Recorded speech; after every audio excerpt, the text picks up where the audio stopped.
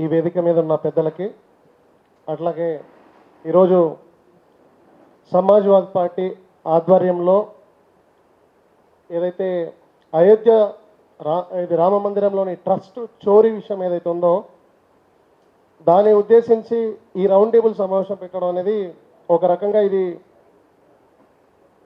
సామాజిక పరివర్తనకి మార్పుగా మనం చూడాల్సిన అవసరం ఉంది. ఈ దేశంలో మతం అనేది మనిషి జీవన విధానంలో ఒక భాగం. అది వేల సంవత్సరాలుగా ఈ భూభాగంలో అంతర్లీనంగా ఉంది మనుషుల జీవితంలో. దాన్ని కొత్తగా రాజకీయ పార్టీలు తీసుకొచ్చి మనుషుల జీవితం నుంచి దాన్ని వేరు చేసి ఒక వ్యవస్థగా మార్చి ఆ వ్యవస్థలో ఉన్నోడే మతానికి పేటెంట్ రైట్గా, ఆ వ్యవస్థలోకి వెళ్ళినోడే దేవుడికి పూజించేటట్టుగా ఈరోజు చూసే ప్రయత్నాలు జరుగుతున్నాయి ఈ దేశంలో. ఏ దేశంలో అయినా రెండు అంశాలు ఉంటాయి. ఒకటి సార్వభౌమాధికారం, అంటే ఒక రాజ్యం ఉంటుంది, ఆ రాజ్యాన్ని పాలించే ప్రభుత్వం ఉంటుంది. మనం ప్రభుత్వాన్ని ప్రశ్నిస్తే రాజ్యాన్ని ప్రశ్నించినట్టు కాదు, అంటే దేశాన్ని ప్రశ్నించినట్టు కాదు. రాజ్యము ప్రభుత్వం రెండు వేరు భూభాగాలు. మనం ఈరోజు బీజేపీ లాంటి పార్టీలను ప్రశ్నిస్తే ఈరోజు దేశాన్ని ప్రశ్నించినట్టు. మనము బీజేపీ లాంటి ప్రభుత్వాలు మతం పేరుతో చేస్తున్న ఏదైతే దోపిడీ కావచ్చు, లేదంటే ఇట్లాంటి అవినీతి అక్రమాలు కావచ్చు, వాటిని ప్రశ్నిస్తే హిందూ మతాన్ని, హిందూ వ్యతిరేక భావజాలం కలిగిన వ్యక్తిగా ఈరోజు ప్రొజెక్ట్ చేసే ప్రయత్నం చేస్తున్నారు. ఈరోజు చాలామందికి తెలవాల్సింది ఏంటంటే, ఈరోజు అయోధ్యలో చోరీ చేసిన వాళ్ళల్లో చాలామంది మీరు పేపర్లు చదివితే అంత అప్పర్ కాస్టే. ఈరోజు నేను మార్నింగ్ ఒక క్లిప్ చూసా. వాళ్ళు ఎంతకు అంటే అవినీతి జరిగింది అని కన్ఫర్మ్ చేసింది వాళ్ళే. ఉల్టా అవినీతి మీద ఈరోజు అఖిలేష్ యాదవ్ లాంటి వాళ్ళు సీరియస్గా ఫైట్ చేస్తుంటే నేను ఒక క్లిప్ చూశాను మార్నింగ్. అందులో బిన్ని యాదవ్ అని ఒక ఏదైతే అయోధ్య రామ మందిర ట్రస్ట్ ప్రధాన కార్యదర్శి ఉన్నాడో వన్ డ్రైవర్, వాడు అఖిలేష్ యాదవ్తో దాదాపు 508 సార్లు ఫోన్ మాట్లాడిండు. ఈ అయోధ్య రామ మందిరంలో అఖిలేష్ యాదవ్కు భాగస్వామ్యం ఉందనేసి ఫేక్ న్యూస్ ఈరోజు సోషల్ మీడియాలో వైరల్ చేస్తున్నారు, అది కూడా పర్టికులర్ బీజేపీ పేజీలలో. అంటే వాళ్ళు అవినీతిని యాక్సెప్ట్ చేసే పరిస్థితి ఉండదు. ఆధారాలతో మనం పట్టించినప్పుడు దాన్ని మళ్ళీ ఎట్లా డైవర్ట్ చేయాలనే దాని మీద ఒక ఎజెండా నడిపించే ప్రయత్నాలు జరుగుతున్నాయి. అయితే ఈరోజు ఏదైతే అవినీతి ఏదైతే ట్రస్టులో జరిగిందో అది ఒక బీజేపీ పాలిత రాష్ట్రం కాకుండా ఒక తెలంగాణలో, లేదంటే ఒక తమిళనాడులోనో, లేదంటే ఒక కేరళలోనో, లేదంటే బీజేపీ వ్యతిరేక పాలన ఉన్న ఏ రాష్ట్రాల్లోనైనా ఈరోజు ఆ పరిస్థితి ఉంటే పవన్ కళ్యాణ్ ఇమ్మీడియట్గా ఈరోజు రామమాల ఇస్తాడు. మన నుంచి ఇక్కడ నుంచి మా మాధవిలతను ఎవరు ఉన్నారు, ఆవిడ తిరుపతి లడ్డు విషయంలో ఏదో మాలలు వేసుకుని ట్రైన్లో తిరుపతి వరకు భజన చేసుకుంటూ పోయింది, ఖచ్చితంగా యూపీ వరకు పోయేది. ఈరోజు మేము అడుగుతున్నాం, ఈ తెలంగాణలో కానీ ఈ దేశంలోని పౌరులకి ఎవ్వడు కూడా హిందూ మతం గురించి నేర్పించాల్సిన అవసరం లేదు. ఈరోజు చాలామందికి తెలియదు, ఈ తెలంగాణ గడ్డ మీద నిజాంలు ఇక్కడ ఆడబిడ్డల్ని బట్టలు ఇప్పించి బతుకమ్మలు ఆడించి మతం మారపోతే చంపుతే కూడా ఇక్కడ ప్రజలు ఎవరు మతం మారలా. అంత కన్స్ట్రక్టివ్ అంటే ఏది మతానికో లేదంటే జీవన విధానికి అనుబంధంగా ఉన్న ఈ ప్రాంతంలో ఈరోజు ఎవడో వచ్చి వాడు మతం గురించి మాకు నేర్పిస్తాడు. ఈ ప్రాంతంలో దేశ స్వతంత్ర సంగ్రామం 1857లో మొట్టమొదటి సిపాయిల తిరుగుబాటు భారతదేశ ప్రథమ స్వాతంత్ర సంగ్రామం అంటారు.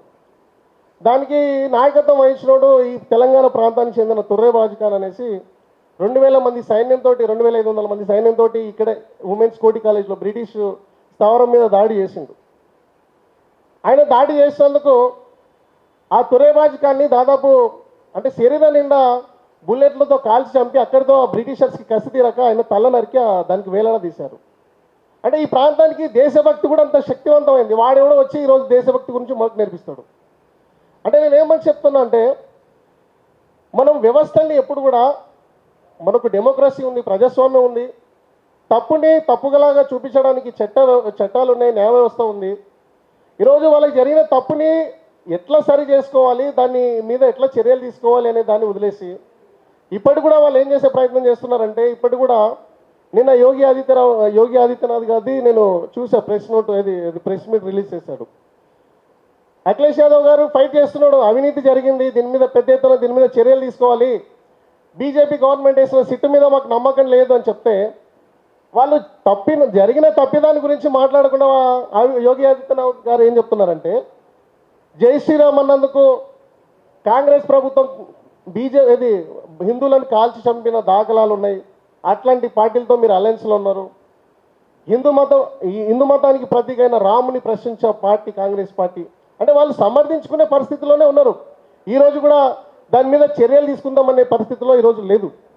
కాబట్టి ఈరోజు ఈ దేశంలో చాలామంది పెద్దలు చెప్పినట్టు మన తాతలు ముత్తాతలు మనందరం హిందువులుగానే పుడతాం, హిందువులుగానే చేస్తాం.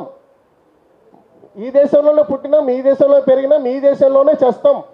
మనకు ఈ దేశంలో పుట్టిన ఈ ఎస్సీ ఎస్టీ బీసీ మైనార్టీ వర్గాల్లో నాకు తెలిసి ప్రతి 100 మందిలో 98 మంది ఈ దేశంలోనే పుట్టి ఈ దేశంలోనే చేసే పరిస్థితి ఉంది.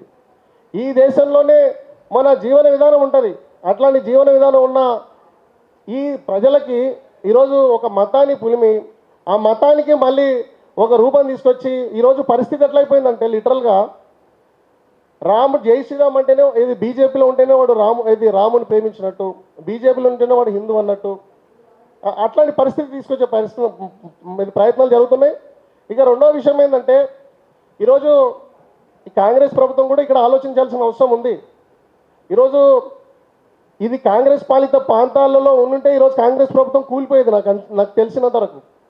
మరి ఇంత ఇష్యూ జరిగినప్పుడు ఈరోజు కాంగ్రెస్ పార్టీకి ఆయుపట్టు, ఈరోజు బీజేపీ లాంటి పార్టీ భయపడడానికి ఒకే ఒక కారణం ఈరోజు అఖిలేష్ యాదవ్ లాంటి బలమైన నాయకుడు వాళ్ళ వెంబడి ఉన్నాడు. ఈరోజు ఆయనని దూరం చేసుకున్నాడమో లేదంటే ఆయన పోరాటం చేసే సమస్యను ఆయన వ్యక్తిగత సమస్యగా చూపి కాంగ్రెస్ ఏదో అంటిముట్టినట్టు ఉంటే కూడా ఖచ్చితంగా కాంగ్రెస్ ప్రభుత్వం ఇబ్బంది పడాల్సిన అవసరం ఉంటుంది. ఈరోజు బీజేపీ లాంటి పార్టీని ఎదుర్కోవాలంటే ఖచ్చితంగా యునైట్గా కలిసి పోరాటం చేయాల్సిన అవసరం ఉంది. ఈరోజు కాంగ్రెస్ పార్టీ అసలు అక్కడ నుంచి వచ్చే ఏ డైరెక్షన్స్ ఫాలో కాదు. ఆ రాహుల్ గాంధీ ఏమో తెల్లాడితే ఆ రాహుల్ అయితే రాజ్యాంగం పట్టుకొని ఎవరి జనాభా ఎంతో వారి వాటాన్ని రోజు ఇట్లా చూపిస్తుంటాడు. ఈ కాంగ్రెస్ ఏమో పూర్తిగా విరుద్ధంగా చేస్తుంటారు. అక్కడ రాహుల్ గాంధీ కాంగ్రెస్ ఒకలా ఉంటుంది, ఇక్కడ తెలంగాణలో రేవంత్ రెడ్డి రాజ్యాంగం ఒకలా ఉంటుంది. కాబట్టి ఇంత పెద్ద వ్యాలిడ్ ఇష్యూ వచ్చింది. ఖచ్చితంగా మనందరం హిందువులమే, మనందరం జై శ్రీరామ్ అంటాం, మనందరం భారత్ మాతకి జై అంటాం, మనందరం కూడా రాముని పూజిస్తాం. రాముడు మనందరి కుల దైవం, ఇంటి దైవం. అట్లాంటి రామునికే ఈరోజు అన్యాయం జరిగితే ఈరోజు మరి మాట్లాడే వాళ్ళు ఎవరు? కాబట్టి అందరం కూడా మాట్లాడాల్సిన అవసరం ఉంది. మరి ముఖ్యంగా దీని మీద కాంగ్రెస్ పార్టీ స్టాండ్ తీసుకోవాలి. చాలా జెన్యూన్ ఇష్యూ. ఈరోజు మరి బీజేపీ పార్టీ స్టాండ్ కూడా చెప్పాల్సిన అవసరం ఉంది. ఈరోజు తిరుపతి లడ్డు మీద అంత పెద్ద హడావిడి చేసిన పవన్ కళ్యాణ్ లాంటి వ్యక్తి, లేదంటే ఇక్కడ ఉన్న కొంతమంది సోకాల్టు హిందువాదం ముసుగేసుకొని ఎక్కడో ఫండ్స్ తెచ్చుకొని నడిపించే వ్యవస్థలు మరి ఈరోజు ఎందుకు సైలెంట్ అయిపోయాయి? మరి అయోధ్య రాముడు కదా, అక్కడ ఉన్న రామాలయం హిందూ దేవాలయం కాదా? తిరుపతిలో ఉన్న రాముడు ఏది వెంకటేశ్వర స్వామి అయితే హిందూ దేవుడా? తిరుపతిలో హిందువులా? సో కాబట్టి దీని మీద అందరూ కూడా సీరియస్గా ఆలోచించాల్సిన అవసరం ఉంది. కాబట్టి థ్యాంక్ యూ సో మచ్.